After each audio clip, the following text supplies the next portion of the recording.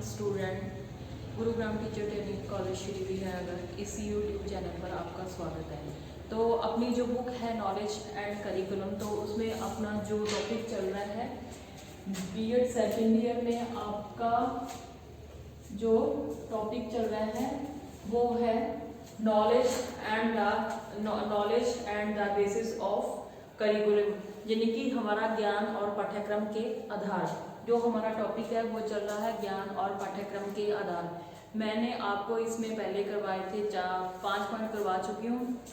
तो जो हमारा पाठ्यक्रम का आधार और बेस, यानी कि हमारा जो बेस है, तो इसमें क्या है, जो हमारा पाठ्यक्रम है उसमें पाठ्यक्रम के अभाव में प्रभावी अध्यापन क्या होता है, प्रभावी अध्यापन संपन्न नहीं किया जा सकता। कि अगर हमारे पास कोई पाठ्यक्रम हमारा जाकर सिलेबस नहीं है तो उसके अभाव में जो हमारे शिक्षण अधिगम प्रक्रिया है उसको हम क्या कर सकते हैं, प्रभावी नहीं बना सकते। अगर हमारे पास या टीचर के पास कोई सिलेबस नहीं है तो वो क्या करता है कि उस सिलेबस के अभाव के कारण वो जो उसके शैक्षिक उद्देश्य हैं उनको पूरा नहीं कर पाएंगे। तो इसमें मैंने आपको पहले 5 पॉइंट करवा दिए थे। वो कौन से 5 थे वो मैं आपको बताती हूँ। पहला था आपका शिक्षक एवं शिक्षार्थी। पहला पॉइंट इसमें आपका था शिक्षक एवं शिक्षार्थी, यानी कि बच्चा छात्र। शिक्षक एवं शिक्षार्थी के मध्य दोनों के बीच विषय वस्तु का निर्धारण। कि हमारी जो विषय वस्तु, अगर हमारे पास विषय वस्तु नहीं है, हमारे पास कोई सब्जेक्ट नहीं है या टॉपिक नहीं है, तो हमारा जो शिक्षण अधिगम है उसको हम क्या कर सकते हैं, प्रभावी नहीं बना सकते। विषय वस्तु का निर्धारण, कि हम विषय वस्तु का हमें निर्धारण करना चाहिए। पढ़ाने से पहले हमारी विषय वस्तु या हमारा टॉपिक क्या होना चाहिए, डिसाइड होना चाहिए। उसके बाद इसमें आपका दूसरा पॉइंट था कि जो शिक्षण व्यूह रचनाओं का निर्धारण। दूसरा पॉइंट इसमें था आपका शिक्षण व्यूह रचनाओं का निर्धारण। शिक्षण व्यूह रचनाओं का निर्धारण, कि जो हमारी शिक्षण व्यूह रचनाएं हैं उनका भी हमें निर्धारण क्या पहले से ही कर लेना चाहिए। उसके बाद है आपका तीसरा पॉइंट इसमें था शिक्षण, जो हमारी क्रमबद्ध शिक्षण अधिगम प्रक्रिया। क्रमबद्ध शिक्षण अधिगम प्रक्रिया। आपका ये तीसरा पॉइंट था क्रमबद्ध शिक्षण अधिगम प्रक्रिया। चौथा इसमें आपका ये था कि जो हमारी शिक्षण है उसमें क्या करना चाहिए, स्तरानुकूल, यानी कि जो बच्चे की मेंटलिटी, उसकी स्तर, आयु स्तरानुकूल, जो आपका जिस बच्चे को आप अपने क्लास में पढ़ाना है उनकी क्या आयु, शिक्षा स्तरानुकूल विषय वस्तु का प्रस्तुतिकरण। विषय वस्तु का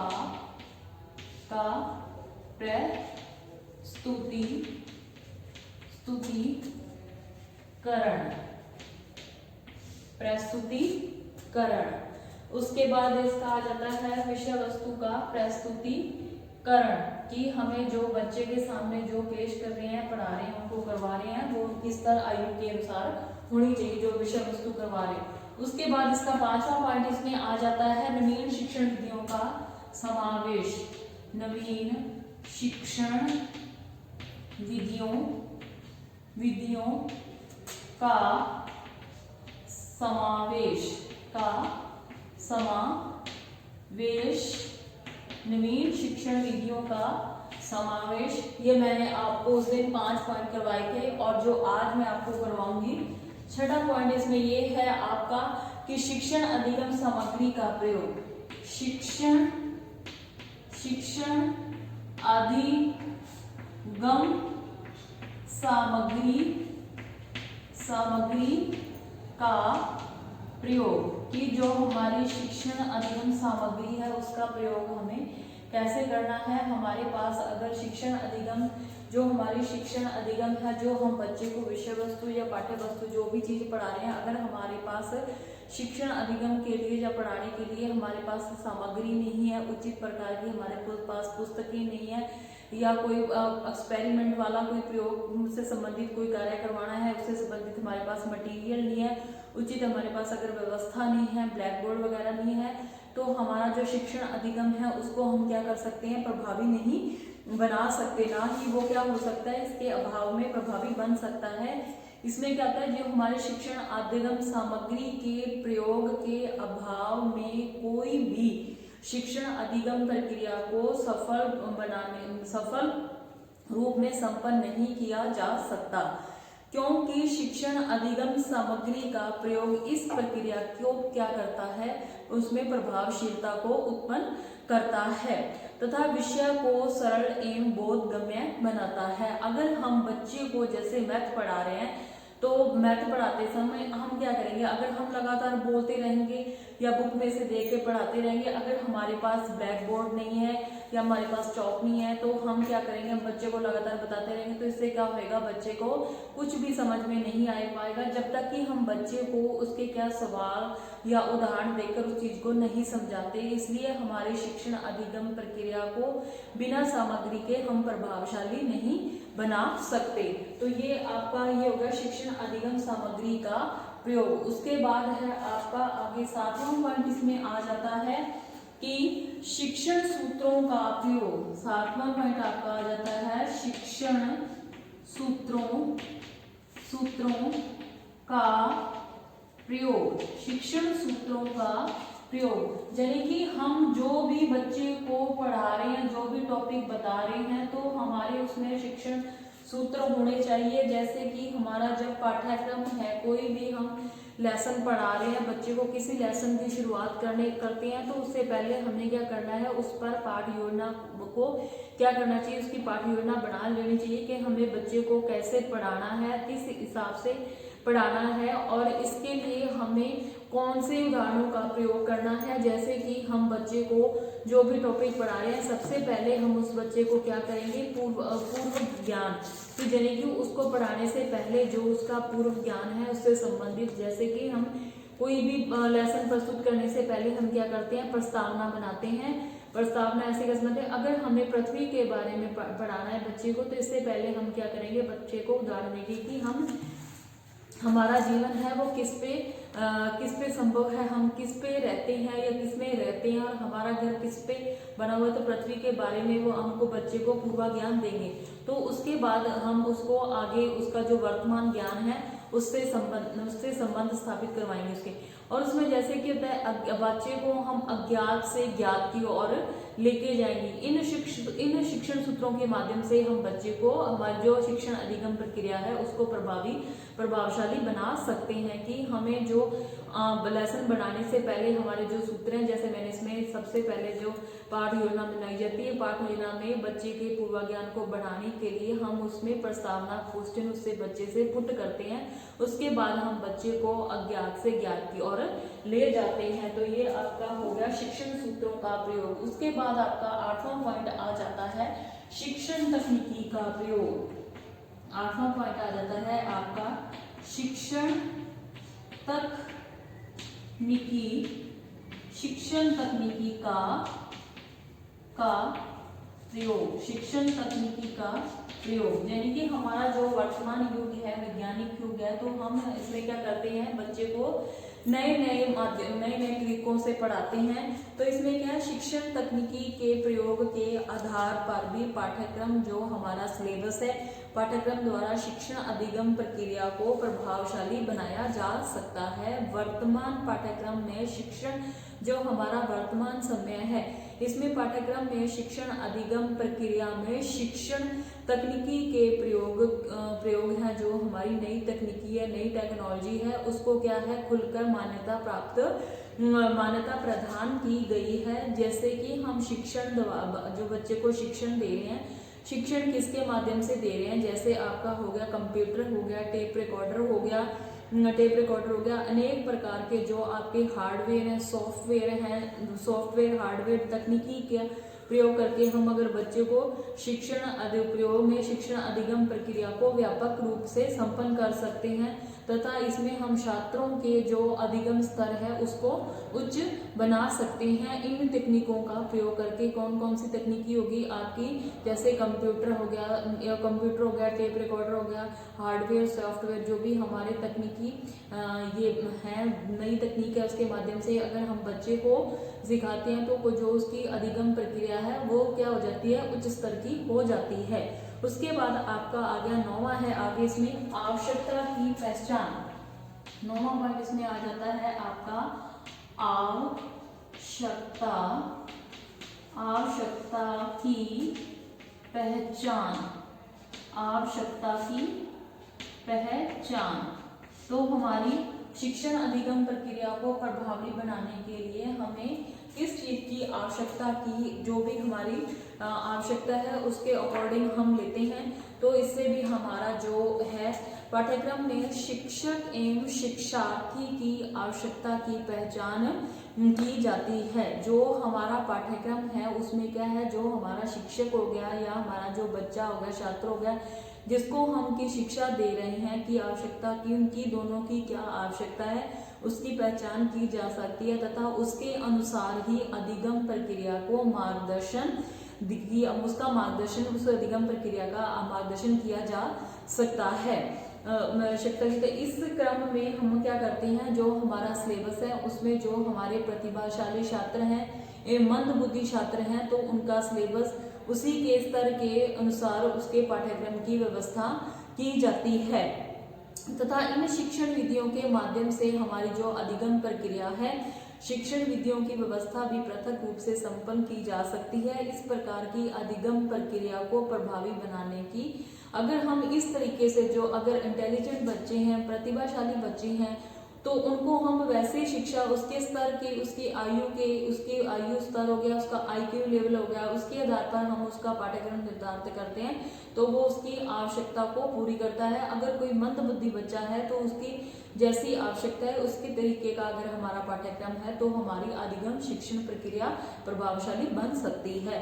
तो इसमें क्या हो गया आपका आवश्यकता की पहचान।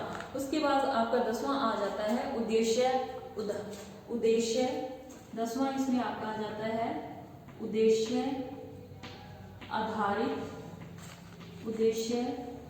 आधारित कि हमारे क्या उद्देश्य हैं। उद्देश्य आधारित विषय वस्तु का चुनाव। उद्देश्य आधारित विषय वस्तु का चुनाव।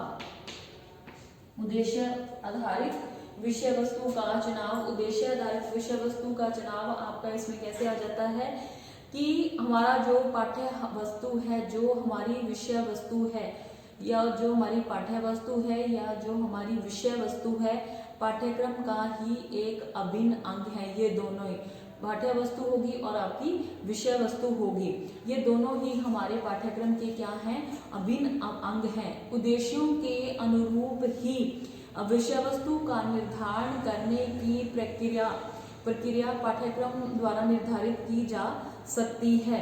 इस विषय वस्तु को छात्र क्या करता है, रुचिपूर्ण ढंग से अधिगम करते हैं। अगर हमारी जो विषय वस्तु है, जो पाठ्य वस्तु है, अगर बच्चे की स्तर IQ लेवल के आधार पर होती है तो वो उसके किस तरीके से उसको रुचिपूर्ण ढंग से पूरा करता है, क्योंकि विषय वस्तु उनके स्तर एवं शैक्षिक उद्देश्यों के अनुरूप अगर होती है तो इस विषय वस्तु के प्रस्तुतिकरण अगर हम बच्चे की जो भी उसका लेवल है उसके आधार पर हम विषय वस्तु का चुनाव करते हैं तो वो उसके लिए रुचिपूर्ण हो जाती है और बच्चा उसमें क्या करता है, इंटरेस्ट लेता है। तो इसके आधार पर हमारे जो शिक्षण अधिगम प्रक्रिया को सिखाने के उद्देश्य हैं वो क्या हैं, पूरे हो जाते हैं। और हमारे जो उद्देश्य आधारित जिनका चुनाव किया गया है वो विषय वस्तु प्रस्तुतिकरण शिक्षक को भी किसी प्रकार की कठिनाई नहीं होती। इस प्रकार शिक्षण अधिगम प्रक्रिया को प्रभावी रूप से हम क्या कर सकते हैं, संपन्न कर सकते हैं। उसके बाद आपका इसमें 11वां पॉइंट आ जाता है उचित संगठन। 11वां पॉइंट आपका इसमें आ जाता है उचित संगठन। उचित संगठन। 11वां पॉइंट आपका इसमें आ जाता है उचित संगठन। संगठन जैसे कि हमारी शिक्षण अधिगम प्रक्रिया की प्रभावशीलता के लिए यह आवश्यक है कि जो हमारा शिक्षण अधिगम प्रक्रिया है उसको प्रभावशाली बनाने के लिए हमारी यह आवश्यकता रहती है कि उससे संबंधित होने वाली जो हमारा पाठ्यक्रम है उससे संबंधित होने वाली प्रत्येक क्रिया है, जो भी हम क्रिया होती है हमारी संगठित रूप में संपन्न पाठ्यक्रम के माध्यम से प्रत्येक विषय वस्तु के शिक्षण एवं अधिगम के लिए छात्रों को व जो हमारे शिक्षक हैं उसको क्या होता है उचित दिशा निर्देश मिलता है। अगर हमारा संगठन उचित है तो जिससे शिक्षण अधिगम प्रक्रिया छात्र एवं शिक्षक दोनों के लिए निर्धारित कार्यों का निर्वहन निर्धारित जो हमारे कार्य हैं उसको निर्धारित करने का उचित निर्वहन करते हैं। इस प्रकार पाठ्यक्रम आधारित जो हमारी प्रक्रिया है उसको प्रभावी रूप से संपन्न करने में इसकी महत्वपूर्ण भूमिका होती है कि जो हमारा संगठन है, जैसे कि हमारा संगठन हो गया विद्यालयों में हमारे जैसे प्रिंसिपल होते हैं, तो प्रिंसिपल द्वारा जो भी हमारा पाठ्यक्रम हमारा सिलेबस दिया जाता है, अगर हमारा जो सिलेबस है जो हमारा पाठ्यक्रम है, हमारी जो पाठ्य वस्तु है, अगर विषय वस्तु है, तो अगर हम उन क्रियाओं को उचित रूप से संपन्न करवाते हैं तो वो हमारे बच्चों के लिए और शिक्षकों के लिए उचित रूप से वो क्या करती है उन उद्देश्यों को पूरा करती है। अगर हमारा जो उद्देश्य है कि हमारे शिक्षण अधिगम प्रक्रिया को प्रभावशाली बनाना है और अगर उनको समय समय पर किनको जो हमारे शिक्षक हैं उनको अगर समय समय पर उचित दिशा निर्देश मिलते रहे तो हमारे शिक्षण अधिगम प्रक्रिया प्रभावशाली रूप से संपन्न हो सकती है। तो ये हो गया आपका उचित संगठन। उसके बाद है अधिगम अनुभवों का समावेश। 12वां पॉइंट आपका आ जाता है अधिगम अनुभवों का समावेश। अधिगम अनुभवों का समावेश यानी कि जो हमारे अधिगम है, अधिगम होता है सीखने योग्य, किसी भी चीज को हम सीखते हैं, सीखना होता है अधिगम, जो हमने सीखा है। अधिगम अनुभवों को जो प्रभावी शिक्षण अधिगम प्रक्रिया, जो हमारी प्रभावी शिक्षण अधिगम प्रक्रिया है, प्रक्रिया के लिए शिक्षक जो हमारे शिक्षक होते हैं वो क्या करते हैं अपने बाल्यकालीन यानी कि जो हमारे शिक्षक हैं उन्होंने अपने बचपन में बाल्यकालीन अवस्था में जो अधिगम अनुभव का समावेश करता है, अर्थात जो कठिनाई उसने अपने विद्यार्थी जीवन में देखी थी, जिन अनुभवों को उन्होंने विद्यार्थी जीवन में देखा था, तो कौन हो गया शिक्षक हो गया। शिक्षक ने जो अपने बाल्यकालीन में जैसे वो शिक्षा ग्रहण करते समय जिन अधिगम अनुभवों को उन्होंने उनकी अधिगमों का समावेश किया था, जहाँ उनके अनुभव थे बाल्यकालीन में, तो वो क्या करते हैं प्रक्रिया समय अनुभव की थी वह अपने छात्रों को अनुभव नहीं होने देता कि जो उसके बाल्यकालीन के अनुभव थे किसके शिक्षक के, वो क्या करता है उन अनुभवों को जो उनके छात्र हैं उनको महसूस नहीं होने देता। समावेश जीवन में विद्यार्थी जीवन में विद्यालय अधिगम प्रक्रिया के समय जो उन्होंने अनुभव महसूस किए थे वो बच्चों को अपने छात्रों को अनुभव महसूस होने नहीं देता। इस प्रकार शिक्षक है जो हमारे जो शिक्षक हैं उन्होंने शिक्षण अधिगम प्रक्रिया में अपने अनुभवों का समावेश करके जो अब उसे प्रभावी बनाता है कि जो उन्होंने गलतियां अपने बचपन में करी थी, जो उन्होंने भी महसूस किया था बचपन में, वह क्या करता है उन सब चीज़ों को जो उनके छात्र हैं उन पर लागू नहीं होने देता। सोता अनुभव को समावेश करके उसे क्या करता है प्रभावी बनाता है। यह पाठ्यक्रम के माध्यम से ही संभव होता है, सिलेबस के माध्यम से ही संभव होता है। जैसे कि उन्होंने जो जैसे बचपन में आपको जैसे मैथ हो गया, गणित में पढ़े गिनती वगैरह सिखाते हैं या हिंदी में वर्णमाला सिखाते हैं या ABCD सिखाते हैं, उस टाइम उनको जो महसूस हुआ था कि ये चीज़ हम इस तरीके से बच्चे को सिखाएंगे, अच्छे ढंग से सिखाएंगे, तो वो बच्चा उसको क्या करता है जल्दी सीख पाता है। तो उन्होंने जो अपने बचपन में महसूस किया था वो उन गलतियों को सुधारते हुए वह उन चीज़ों को अपने बच्चों पर लागू नहीं होने देता। तो इस तरीके से अगर वो अपनी अधिगम प्रक्रिया को संपन्न करता है तो वो उसकी अधिगम प्रक्रिया क्या होती है, प्रभावशाली बन जाती है। उसके बाद आपका 13वां पॉइंट इसमें आ जाता है अधिगम अनुभवों का संगठन। 13वां पॉइंट इसमें आ जाता है अधिगम अनुभवों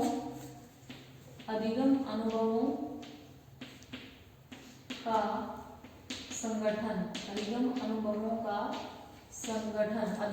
अनुभवों का आपका क्या हो गया, संगठन हो गया।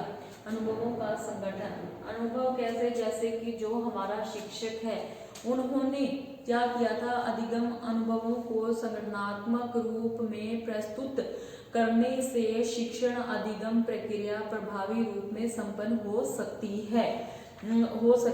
शिक्षक पाठ्यक्रम के माध्यम से, जो हमारा शिक्षक है वो सिलेबस के माध्यम से उन अनुभवों को संगठित एवं क्रमबद्ध रूप से प्रस्तुत करता है, किसके सामने, अपने छात्रों के सामने। जैसे उदाहरण के तौर पर बताऊं मैं आपको कि जैसे उन्होंने अनुभव किया कि कक्षा 1 में उनका क्या था, जो मन था वो खेलने का था। उसके बाद उनका जैसे कक्षा 2-3 में उनका मन था एक शिक्षक अपनी बाल्यकालीन की घटना को याद करते समय कक्षा 1 में उनका खेलने का मन था और कक्षा 2 में उनका कहानी सुनने का मन था और कक्षा 5 में उनका गणित से संबंधित अनुभव महसूस करता है। इस प्रकार अनुभवों को वह कक्ष में क्रमबद्ध रूप से वो क्या करता है, जैसे अगर वो छोटी कक्षाओं में पढ़ाने जाता है तो बच्चों को खेल विधि के माध्यम से पढ़ाता है। अगर उससे बड़ी कक्षाओं में जैसे कक्षा 2-3 होगी तो इसमें वो बच्चों को कहानी के माध्यम से पढ़ाता है। और जब ये कक्षा 4-5 में शिक्षक जाता है तो वो उनको गणित, मैथ इनके माध्यम से बच्चों को शिक्षण अधिगम प्रक्रिया को क्रमबद्ध रूप में संपन्न करता है।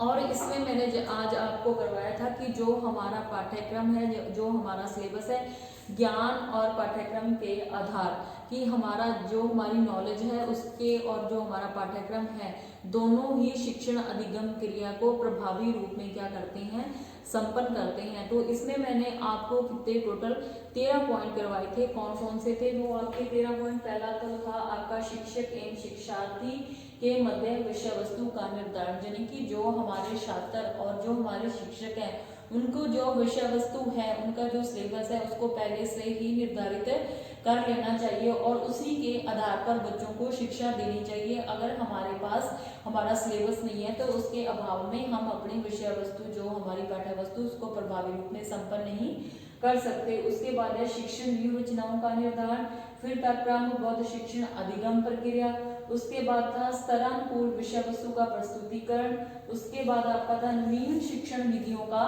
समावेश, और आज मैंने आपको करवाया है शिक्षण अधिगम सामग्री का प्रयोग, यानी कि जो हमारी शिक्षण अधिगम सामग्री हमारे पास अगर नहीं है तो इसके अभाव में हमारे शिक्षण जो अधिगम प्रक्रिया हो उसको प्रभावी रूप से हम संपन्न नहीं कर सकते।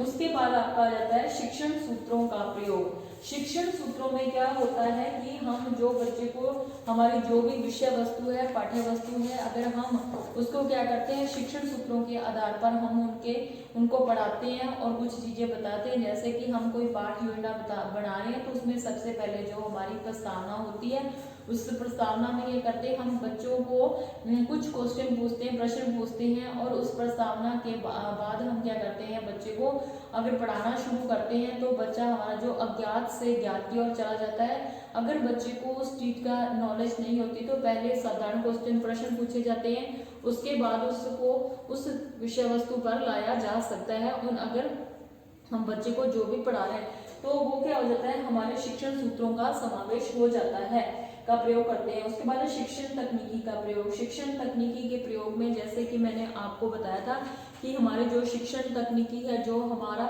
वर्तमान युग है, वैज्ञानिक युग है, अगर हम बच्चे को अगर शिक्षा देते हैं, अगर हम अपनी शिक्षण अधिगम प्रक्रिया को प्रभावशाली बनाते हैं तो अगर बच्चे को हम जो शिक्षा दे रही है वो हमारा अगर माध्यम कंप्यूटर है या आपका टेप रिकॉर्डर माध्यम है, हार्डवेयर है, सॉफ्टवेयर है, तो इसके माध्यम से हम जो बच्चे को अगर पढ़ाते हैं तो हमारी जो अधिगम प्रक्रिया है बच्चे की वो क्या हो जाती है, उच्च स्तर की हो जाती है। उसके बाद आपका आ जाता है आवश्यकता की पहचान।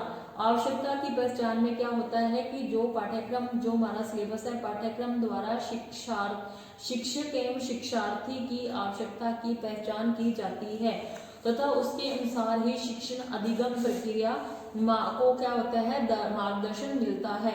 हमारे सिलेबस के माध्यम से ही हमारी जो हमें करवाना है क्लास में, जो हमारे उद्देश्य हैं, जो हमारे लक्ष्य हैं, अगर हमारे पास सिलेबस नहीं है तो हम बिना सिलेबस के उसको क्या कर सकते हैं, उन उद्देश्यों को पूरा नहीं कर सकते। जैसे कि हमारा हो गया कि जो हमारे प्रतिभाशाली है, मंद बुद्धिशाली बच्चे हैं, तो उन दोनों का क्या होगा, सिलेबस अलग अलग होगा। अगर हम उसी के आधार पर बच्चे को शिक्षा देते हैं तो हमारी जो शिक्षण अधिगम प्रक्रिया है वो क्या बन सकती है, प्रभावशाली बन सकती है।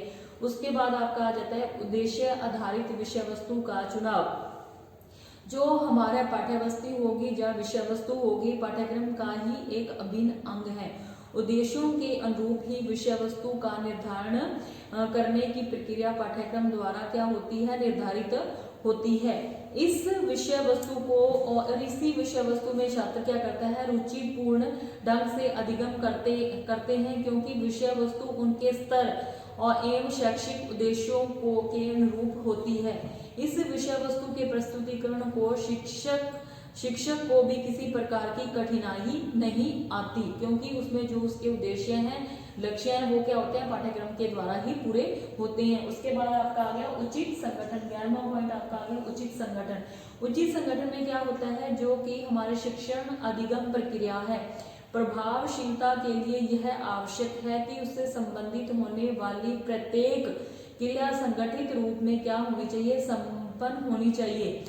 पाठ्यक्रम के माध्यम से प्रत्येक विषय वस्तु के शिक्षण एवं अधिगम के लिए छात्रों को, शिक्षकों को उचित दिशा निर्देश मिलता है। किसके माध्यम से, हमारे उचित संगठन के माध्यम से, जिससे कि शिक्षण अधिगम प्रक्रिया होती है छात्र एवं शिक्षक दोनों के लिए निर्धारित कार्यों के निर्वहन के लिए उचित संगठन की होने की आवश्यकता होती है। उसके बाद अधिगम अनुभवों का समावेश, यानी कि जो हमारा शिक्षक है उन्होंने बाल्यकालीन में जो अनुभव महसूस किए थे, उन अनुभवों को वह बच्चों के ऊपर लागू नहीं होने देता और उसी के आधार पर शिक्षा वो देता है। उसके बाद आपका आ गया अधिगम अनुभवों का संगठन।